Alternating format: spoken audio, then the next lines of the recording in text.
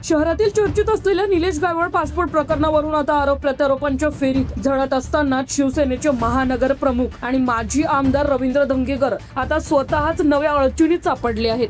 धंगेकर यांनी काही दिवसांपूर्वी उच्च व तंत्र शिक्षण मंत्री चंद्रकांत पाटील यांच्यावर आरोप केला होता की त्यांच्या कार्यकर्त्यांच्या मदतीने कुख्यात गुंड निलेश गायवळला पासपोर्ट मिळाला आणि तो परदेशात पळून गेला। या आरोपानंतर राजकीय वातावरण सध्या तापले असतानाच धंगेकरांचा मुलगा प्रणव धंगेकरचा कुख्यात गुंड गजानन उर्फ गजा मारणे यांच्या सोबतचा फोटो सध्या सोशल मीडियावर जोरदार व्हायरल होत आहे। प्रणव सध्या कसबा पेठ प्रभागातून महापालिकेच्या निवडणुकीची तयारी करत आहे। हा फोटो समोर आल्यानंतर भाजपकडून धंगेकरांवर जोरदार टीका करण्यात आली आहे।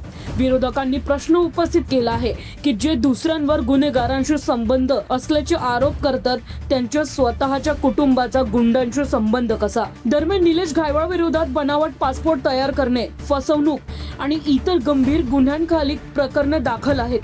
पोलीस तपासात गायवळने नाव बदलून तात्काळ पासपोर्ट मिळवून परदेशात पलायन केल्याचे उघड झाले आहे। न्यायालयाने त्याचा पासपोर्ट जमा करण्याचे आदेश दिले असतानाही ते अंमलात आले नाहीत। पोलिसांनी अलीकडेच त्याच्या घरावर आणि कार्यालयावर छापे टाकून सोनं आणि दस्तावेज जप्त केले असून लुकआउट नोटीसही जारी केली आहे। या सर्व घटनांमुळे धंगेकरांच्या आरोपांचा फटका त्यांनाच बसल्याचे स्पष्ट होत असून पुण्यातील राजकीय वातावरणात नव्याने खळबळ उडाली आहे।